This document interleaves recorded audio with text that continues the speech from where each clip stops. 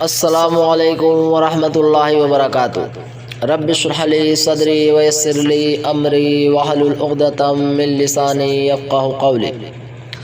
عزیز ساتھیو، آج کی ہماری گفتگو کا موضوع آدم علیہ السلام کی تخلیق کے تعلق سے ہے کہ آدم علیہ السلام کی تخلیق کیسے ہوئی۔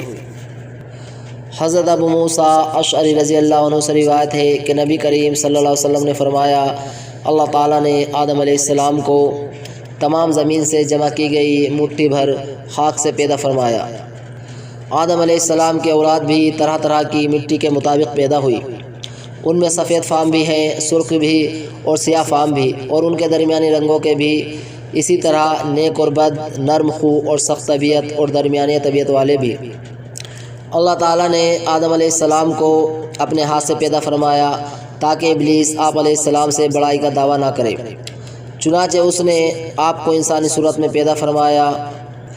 آپ جمعے کے دن، جس کی مقدار 40 سال تک تھی، مٹی کے بنے ہوئے ایک جسم کی صورت میں پڑے رہے۔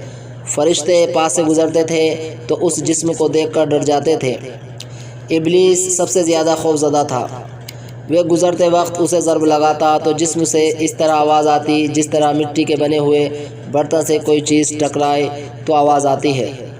اس لیے جب وہ کہتا تھا من صلصال کالفخار، ٹھیکری کی طرح بجنے والی مٹی سے، تو کہتا تجھے کسی خاص مقصد سے پیدا کیا گیا ہے۔ وہ اس خاکی بدن میں منہ کی طرف سے داخل ہوا اور دوسری طرف سے نکل گیا، اور اس نے فرشتوں سے کہا، اس سے مت ڈرو، تمہارا رب صمد ہے، لیکن یہ تو کھوکھلا ہے۔ اگر مجھے اس پر قابو دیا گیا تو اسے ضرور تباہ کر دوں گا۔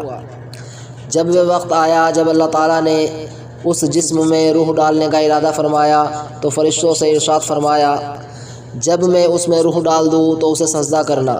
جب روح ڈال دی گئی تو وہ سر کی طرف سے داخل ہوئی، تبھی آدم علیہ السلام کو چھینک آ گئی۔ فرشتوں نے کہا کہ یہ الحمدللہ، سب تعریف اللہ ہی کے لیے ہے۔ انہوں نے فرمایا الحمدللہ۔ اللہ نے فرمایا، رحمہ کا ربو کا، تیرے رب نے تجھ پر رحمت فرمائی ہے۔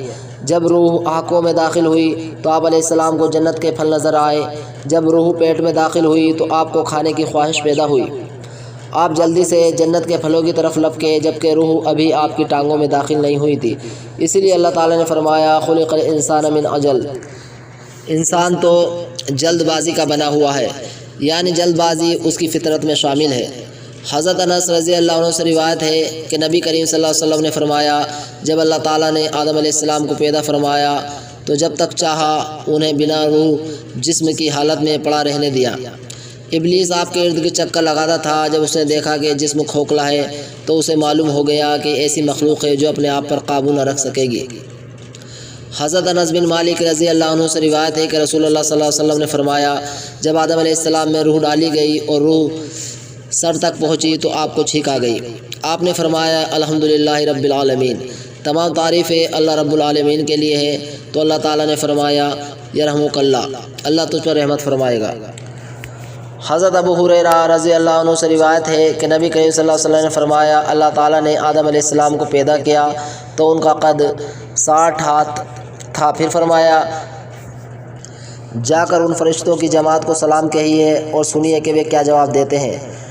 تیرا اور تیری اولاد کا یہی سلام کا طریقہ ہوگا۔ آدم علیہ السلام نے کہا السلام علیکم، فرشتوں نے کہا السلام علیکم ورحمۃ اللہ، یعنی جواب میں رحمۃ اللہ کا اضافہ ہو گیا۔ جنت میں جو بھی داخل ہوگا وہ آدم علیہ السلام کی صورت پر یعنی 60 ہاتھ قد کا ہوگا۔ اس کے بعد اب تک مخلوق کے قد کاٹ میں کمی ہوتی آئی ہے۔ حضرت ابو ہریرہ رضی اللہ عنہ سے مروی ہے کہ رسول اللہ صلی اللہ علیہ وسلم نے فرمایا، بہترین دن جس میں سورج طلوع ہوتا ہے وہ جمعہ کا دن ہے۔ اس دن آدم علیہ السلام کو پیدا کیا گیا، اس دن انہیں جنت میں داخل کیا گیا، اس دن انہیں اس سے نکالا گیا، اور اسی دن قیامت قائم ہوگی۔ حضرت ابو ہریرہ رضی اللہ عنہ بیان کرتے ہیں کہ آدم علیہ السلام جمعے کے دن آخری گھڑی میں پیدا کیے گئے۔ اسی کے ساتھ آپ کا دوست محمد سلیم اجازت چاہے گا، اس امید کے ساتھ کہ آپ اس میسج کو دوسروں تک شیئر کریں گے۔ السلام علیکم ورحمۃ اللہ۔